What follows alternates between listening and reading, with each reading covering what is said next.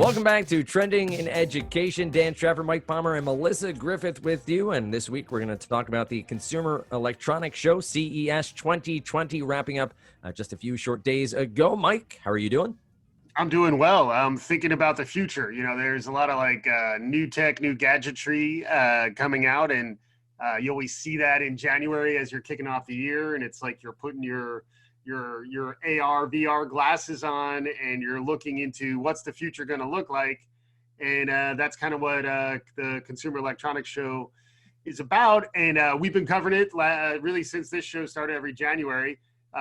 Interestingly, it was a little more of a bro culture that was covering the Consumer Electronics Show, and very happily, we now have Melissa Griffith here to bring her unique perspective, which I think includes a fondness for gadgetry and technology and what's emerging. So welcome, Melissa, and thoughts on the Consumer Electronics Show, just in general, and how it relates to trending in education. Please share. I mean, that lead-in, to unpack your lead-in, I'm not sure where to go with that. So a couple things. One, Consumer Electronics Show, always fun to watch new tech. I am a techie at heart. I like to have new electronics in front of me, so I love that. The bro culture that was covered in the bro culture is fascinating. I'm a little nervous. I'll tell you why I'm a little nervous about your lead-in just now, because, the CES, good or bad, they're trying to change their bro culture, but they did have Ivanka Trump on the stage, and that's a little concerning to me, because that's kind of like saying, you know what, okay, if we need a woman, any woman would do. And you might have just made a veiled reference to that when me joining your show, which is why I'm like, it's layered, it's complex, right? There's a lot going on. I'm trusting precursor to other shows that come that's not an implicit bias that you're showing there. Oh, that's a nice Yeah, we got to talk about that too. But yeah, so a lot going on, Dan. So that's how I'm doing, and yeah, it's always fun to have Melissa on the show to bring some more perspective. There is a Cosmopolitan article, Cosmo magazine, that discusses exactly that, Ivanka Trump and the bro culture, or the man-centric culture at CES over the years, and how they've tried to break away, but maybe they fell right back into it here in 2020 with that keynote speaker. We can get into that a little bit more. But Melissa, one, how are you? It's nice to talk to you. I mean, we didn't hear how you're doing. I'm doing good. I am actually, it's all perfect, because this year I've made the almost the New Year's resolution, although I don't like those words, to bring more ease of technology into my life. So you guys all know how I feel about data, all know how I feel about technology. I've started using Alexa at home a lot more. We've always had it. I've literally started just trying to automate everything. So I've been putting a lot of automated switches in my house. I like to, now I have fun with Alexa, because I set these random words that will, so Alexa, Melissa, go night night, and it turns off all the lights, and it puts on calming music. I'm having fun with technology, and it actually starts to change the way you interact when you actually get it to work for you. Sure. Which is my goal for this year. You haven't lived until you've heard my 2-year-old yell at Alexa, because those words don't form quite right, and she gets very angry that Alexa is not listening. But nonetheless, Mike, there's so many different topics, different lanes to go down when it comes to CES. You've touched on the technology, and maybe here at the top, what are your thoughts about the necessity of CES, the sort of grandeur, the how big it is, and is it really something that is spurring innovation and pushing these consumer electronics forward? Or is it something more of a bygone era that may fade over time? That's a good question. And just getting back to my lead-in, the fact that we're talking about a Cosmopolitan article about the implicit bias and how their corrective action against bro culture missed the mark, I still view that as progress. So we may not get all the way there, but I think the fact that that's part of the conversation of the Consumer Electronics Show is a sign that consciousness probably is elevating over time. People are getting a better read on what's happening, and they're not just thinking about, oh, we've done this show this way all the time, we're going to keep doing it the way we loved to do it back in the 90s and before. So I do think that is progress. And then related to that progress is letting go of some of the bygone components. So like the quote unquote booth girls who were part of what the Consumer Electronics Show was for many years are no longer part of Consumer Electronics Show. What is still, to your point, Dan, what is your question? What is still a big part of the Consumer Electronics Show are like physical electronics, like the physical hardware.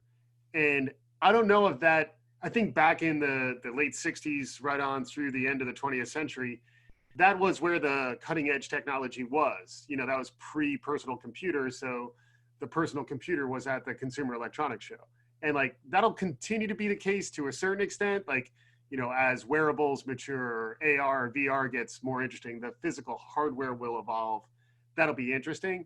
But what I think the Consumer Electronics Show may not fully nail is the electronics in context with the software, the human, the broader network that everybody's connected into.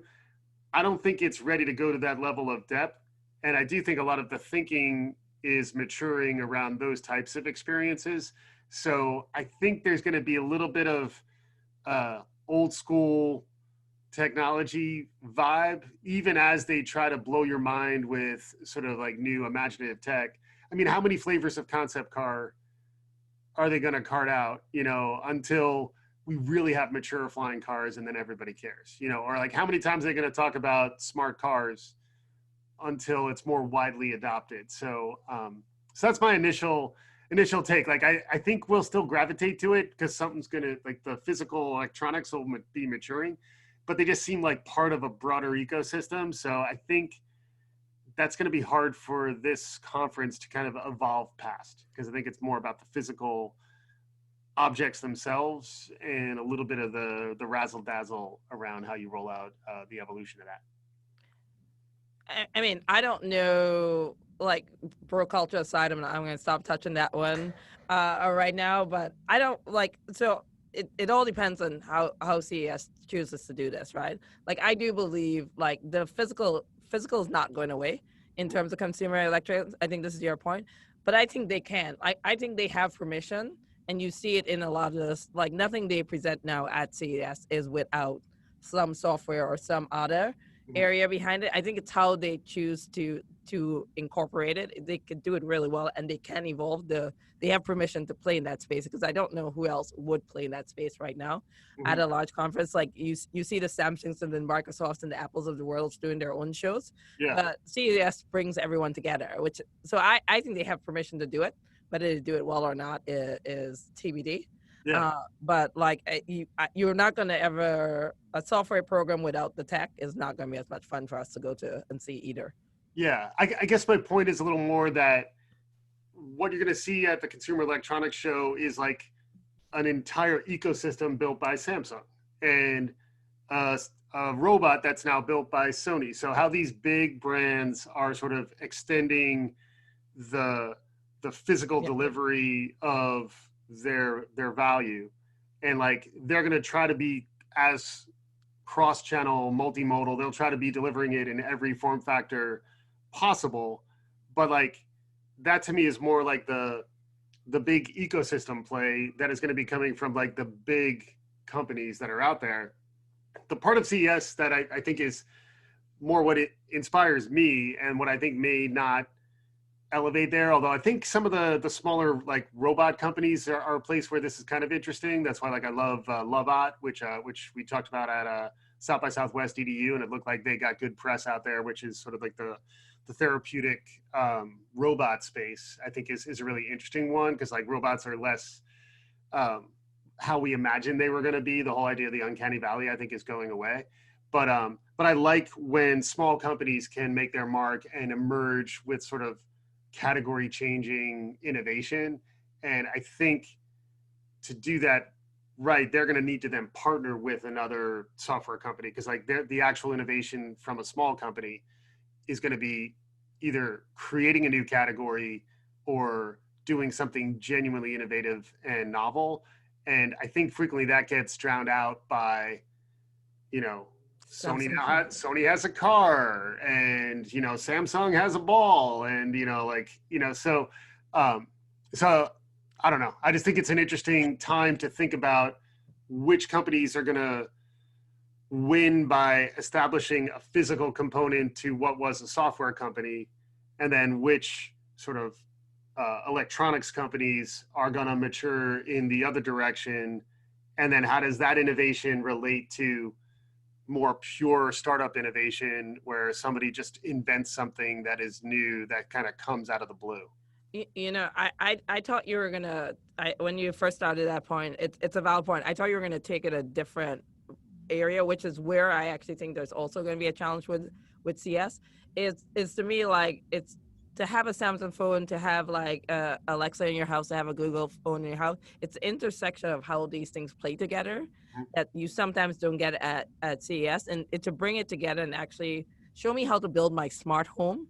Yes. Is actually something that I think is probably missing, because every company is like, here's my new stuff, but your new stuff is only valuable to me to the extent that it works with something else I have in the house. And I'm not sure I'm seeing that yet. Yeah. And I know they're starting to play together, but the question is, how do you get them to all like seamlessly integrate? Yeah. And then to your example of programming your home through Alexa, like, are you a typical user? What interfaces are given to you to kind of do your sort of configuration and personalization? How much of that is responsive, so that you can kind of feel what it's like to try this thing versus try this other thing? And like, I just don't think that level of personal context can emerge from something that's the scale of the Consumer Electronics Show. But it's still always interesting to talk about. And then also extending that same idea, Melissa, like if the same way you're configuring your home, if you're configuring a learning environment in that way, what would the implications be there? So like, that's always, again, just so much of 2020 is about spectacle and noise nowadays, and CES is, almost cliche level of spectacle and noise. But it's like, how do you actually get to that sort of very personal human context of, I want to leverage these things to solve this specific problem. And instead CES is more like, we'll give you this gadget, be amazed by this gadget. Go figure out how to use it. Yeah. I think there was one product that won an innovation award called Dabby, which is a over the top, not OTT, but a higher level streaming service. So it actually brings all streaming services into one. So instead of signing up for every single one under the sun between Peacock now and whatever else might be out there with Hulu and Netflix, it does it all for you. And so you're just signing up for this one service, and to Melissa's point, sort of doing that extra legwork rather than me having to track all my passwords and figure out who's sharing it and where they are in the world and whether or not I'm going to get locked out or not.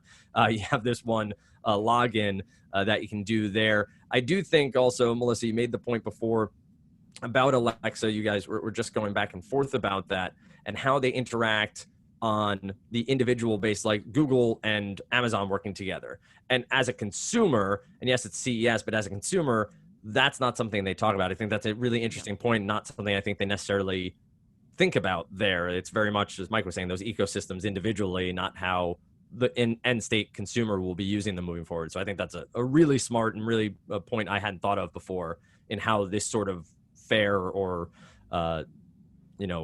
interaction at CES could work moving forward for the actual end state consumer. So I appreciate you bringing that up. I think as we go through the different topics here and understand the innovation awards, that's all. We can share those links. Tons of gadget.com and CNET and all these different sites have shared their top and what they think is best in the awards themselves. Mike, there was a lot of robots. I do want to give due to the Love It, the robot, which we met at South by Southwest EDU, but now you guys are just showing off. Well, a little bit. I mean, I'll pat myself on the back from time to time, but it does sort of circle back to Melissa, you interacting with your Alexa the way you do. Like, you have these key phrases. And one of the things in one of the articles was about how, Mike, you talk about the uncanny valley, you talk about the idea of us interacting.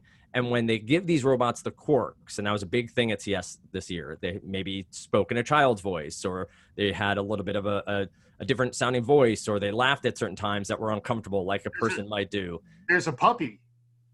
There was a puppy. It I looked mean, so there's a cool. puppy that looked pretty freaking cute. It I didn't look like a robot puppy. It looked like a puppy. I like a pup. Yeah, and I was fine with that because I wanted a puppy that I don't have to clean up after, and that Exactly. seemed perfect. Right. I Yeah. do not let my kids know because we got them like the really small robot cat and dog, and if there's a real one out there, it's gonna be. It looks so cute. It's adorable. I'm gonna I've been, send a link to your daughter right now. it's probably my favorite part of the following the Consumer Electronics Show in earnest the last 3 years is like there's always something that is more like a smart, soft, therapeutic toy that I just start thinking like that we have a loneliness epidemic right now, Yep. and we have a lot of people who are having problems in their lives, and like just feeling some sense of companionship that I don't think ultimately will supplant real pets, and I don't think it'll make us stop caring about other humans, although that is how the Black Mirror episodes are being Hopefully. penned, I'm sure. But like, but it is pretty cool that people who need to feel more of a sense of positive emotion, love, affection, companionship, that those problems are also getting solved through these sorts of robots. And like, you got to kind of like hug it a little bit to understand what we're talking about. But like, there is a level of like, it's a proxy for what we're evolved to feel, but the proxies are so close that like, I think it's a natural evolution towards like social emotional learning, which we talk about a lot on the show, how like we all need to get better at empathy, get better at understanding how we feel, and then understanding what things sort of help us feel better and help us cope. I thought that was that every year it's always interesting to see these robots as a sort of a physical manifestation of like, how do we find comfort in a crazy time? Melissa, I'd love to get your perspective on the robots, including the therapeutic ones. I mean, I so many thoughts are going through my head as you have this. I don't even know if I can unpack my mind in real time. I will say this. I see like my snap judgments is I see the value of it, right? I totally see the value of a therapeutic pet, one for like a dog, a child. You can imagine that like children who have a hard time picking up social cues at a young age, using these types of toys to teach them how to do so, how to interact, maybe are timid. Like it's a way to bring the interaction, like bring their interaction, their emotional intelligence forward in a safe environment. So I can see it.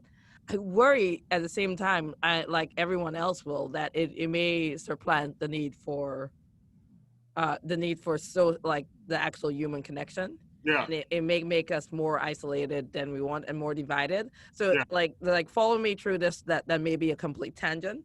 Like in the world where we are such a bipolar like society as it is, where like I only want to hear my news, I only want to talk to my friends, I only want to do this because I want to stay in my own bubble. Yeah. These things force you more into your own bubble and just allow you to disconnect from the world, and I think that's a little sad.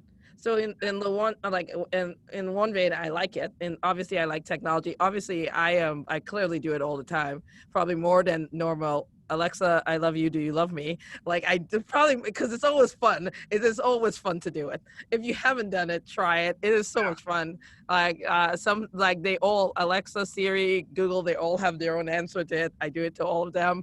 I mean, this may be a cry for help. Somebody told me they love me soon. Like it could be so many places, but it does. It makes you. I think it may ultimately. I worry that it may have unknown consequences on society. Yeah, I mean, I could definitely see that. I mean, we like the impact to dogs that might have been rescued otherwise. You know, like I'm just looking at Jenny, the realistic robot pup from Tombot, and if you get a chance, look it up because like it looks like a little puppy. It does. And I just think. Dad, just check your daughter's link. She has it already. I just sent it over. I honestly have no doubt that you made that happen somehow. So And we've established she already talks to Alexa, so it's probably in your cart already too. So Yeah. done and done. But it is interesting to. I think it's you're raising some interesting points. I think it's the same points that are raised by as simulations get better too. Mm-hmm. You know, like at what point do we find the appeal of these fake things to be greater than that of genuine human contact, or genuine, love with a pet. And I think that's like a real question that I think we're all being kind of thrown into that.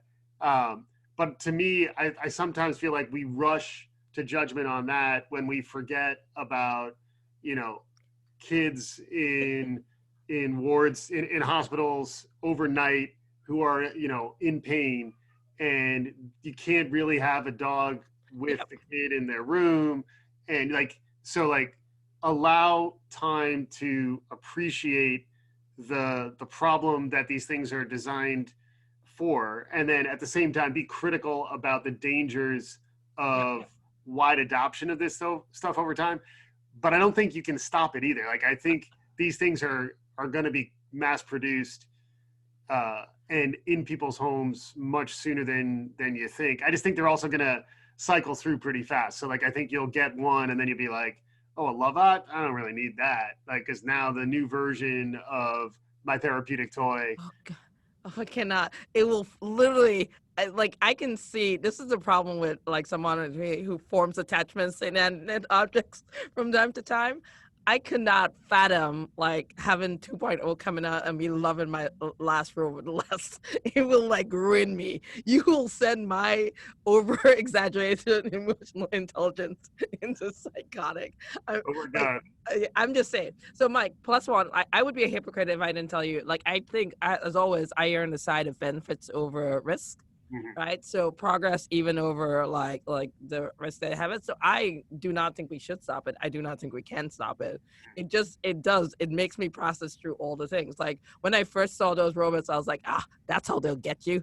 They'll put these cute little robots in your house and then they'll take over, and it's like Chucky coming into your house. They're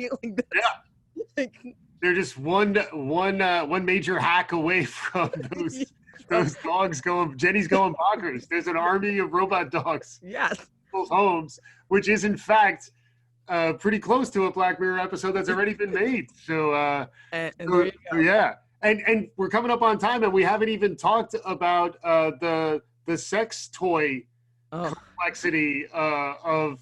There's a really good Cosmo article. Sex tech, Mike. Sex tech. Sex tech? Excuse me. Do you want to provide some quick context? I know we're tight on time. Sure. Sure. You're so excited. Please continue. I will get into it.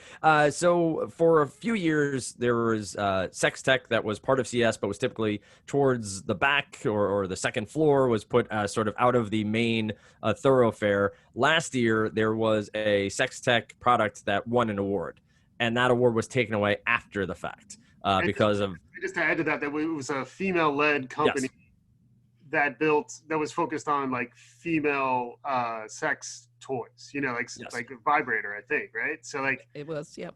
Yeah. So like, Melissa, how did we miss this story? I do not know how I missed this story. That happened. Like, any thoughts? I was aware, I just didn't bring it up on the podcast. Oh my God. This is definitely news that you should hear. Yeah.